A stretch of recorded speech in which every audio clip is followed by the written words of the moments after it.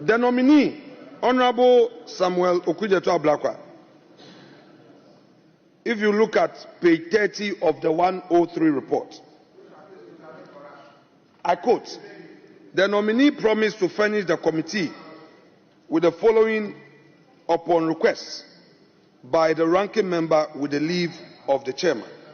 There's a list of documents that he promised to furnish us. The nominee has been able to furnish the committee with a documentation only on the Savvy and Volta Clenham companies as at the time of finalizing this report. We just need to put on record that there were 9 documents that he promised to furnish us on his own volition. Mr. Speaker, this we have not received. Mr. Speaker, the only 2 they brought, they are still here. The 2 they brought, his company registration, I have it here. Those 2 company registration documents, these are the only 2 that they brought. We believe that he who comes to equity must do equity. Let the record reflect that this side is not pursuing a member of this House.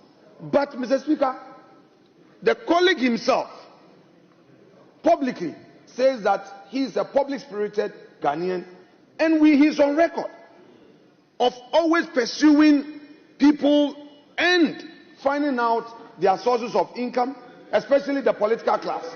Mr. Speaker, our colleague Honorable Ablakwa has been taking people on in the public space.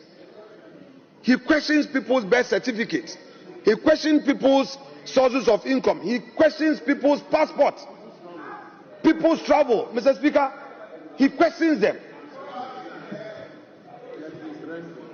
If today he lives at airport and provides it on his CV that he lives at the airport and claims that he is a tenant for 8 years, it only stands to reason that he makes available all documents related to the tenancy.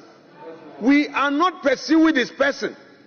Ablakwa knows that I, Kwamena, here will be the last to stand against his political progress. Never. Yes, but to the extent that you do not spare your colleagues, Mr. Speaker, especially during the vetting, I found it very strange that Mr. Ablakwa apparently took the car loan of 2021 because he's on record, both on social media and traditional media, questioning the car loan that MPs take. And he's used the word, it was unconscionable. When I asked the question, he said that 2013, he took the car loan, he used it to buy a Land Cruiser. In the second in the second term, that was 2017, he used that one to buy 2 saloon cars, and then the third one he used that to buy a combine harvester. Mr. Speaker, you and I know that there is no way the clerk to Parliament, upon receiving a letter that a member wants to use his car loan to buy a combine harvester, clerk will not issue a check to a vendor who is selling a combine harvester to a member of Parliament. It is not true, and it can't be possible. He has been pursuing people. He is questioning the integrity of members of Parliament, that it's unconscionable to access car loan. Yet, on all the 3 terms he's been a member of Parliament, he has relied on these facilities. Mr. Speaker, I don't want to say it is hypocritical, but it is also for all of us as a house to realize that we must be measured in the way we pursue each other and one another and others. Today, he is now going into government.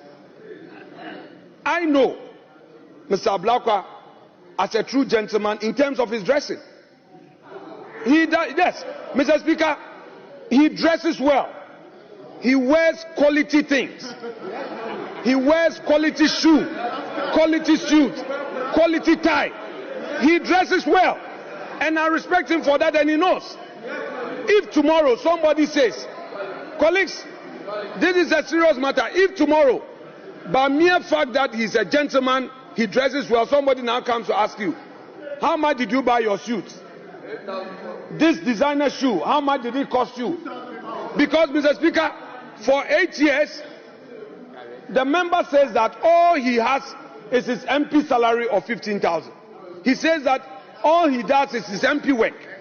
He has not done other business because the Savvy company, he folded that company up way back in 2015.